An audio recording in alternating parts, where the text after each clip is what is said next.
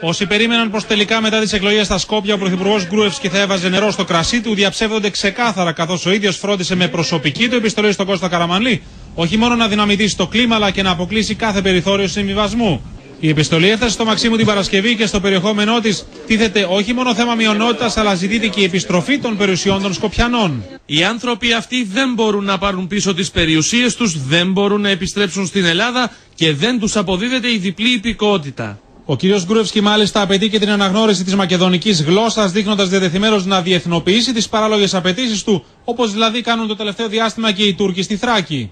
Σύμφωνα με τις διεθνείς συνθήκες, οι Μακεδόνες στην Ελλάδα θα πρέπει να μιλούν τη μακεδονική γλώσσα τους, να διατηρούν την πολιτιστική τους ταυτότητα και να έχουν το δικαίωμα της δημιουργίας δικών τους συλλόγων.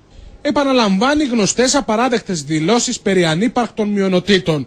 Επιχειρεί να ορθώσει νέα εμπόδια στην εξελισσόμενη στο πλαίσιο του ΟΗΕ διαπραγματευτική διαδικασία για το ζήτημα της ονομασίας. Η επιστολή αυτή προστίθεται σε σειρά απαράδεκτων ως προς το ύφος και το περιεχόμενό τους δηλώσεων διαφόρων αξιωματούχων των Σκοπίων. Στον προκλητικό Νίκολα Γκρούευσκι πάντως αναμένεται να απαντήσει ο ίδιος ο Πρωθυπουργός μέσα στην εβδομάδα. Εσείς, κύριε Πρωθυπουργέ, και εγώ μπορούμε να αλλάξουμε την ιστορία και το παρελθόν. Με καλή θέληση μπορούμε να διαγράψουμε τα λάθη του παρελθόντος και να δημιουργήσουμε ένα καλύτερο μέλλον για τους πολίτες μας. Είναι προφανές ότι η κυβέρνηση των Σκοπίων συνεχίζει το προεκλογικό της παραλήρημα. Στοπ στις συνομιλίες σήμερα, κύριε Καραμανλή.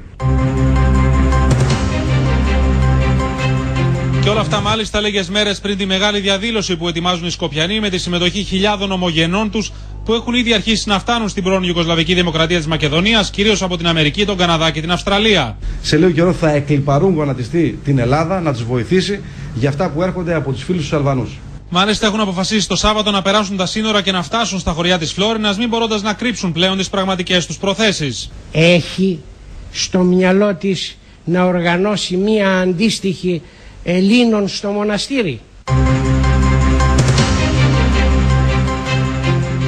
Την ίδια ώρα πάντως οι Σκοπιανοί συνεχίζουν να προκαλούν εντός και εκτός Ελλάδας. Στη Ρώμη άγνωστοι έγραψαν προκλητικά συνθήματα σε αφήσεις του ΕΟΤ, όπως ελευθερώστε τη Μακεδονία, η Μακεδονία δεν είναι ελληνική και σταματήστε την καταπάτηση των ανθρωπίνων δικαιωμάτων στην Ελλάδα. Διακατέχονται από άκρατον εθνικισμό, βεβήλωσαν την έκθεση αυτή, την κατέστρεψαν. Σκοπιανοί εθνικιστές μάλιστα κατέστρεψαν στο χωριό Καρυδιά της Έδεσας τις πρωτομές των Μακεδονομάχων, προκαλώντας την αγανάκτηση και την οργή των κατοίκων. Το κράτος των Αθηνών θα ξυπνήσει όταν οι Σκοπιανοί κάνουν συλλαλητήριο κάτω από την Ακρόπολη.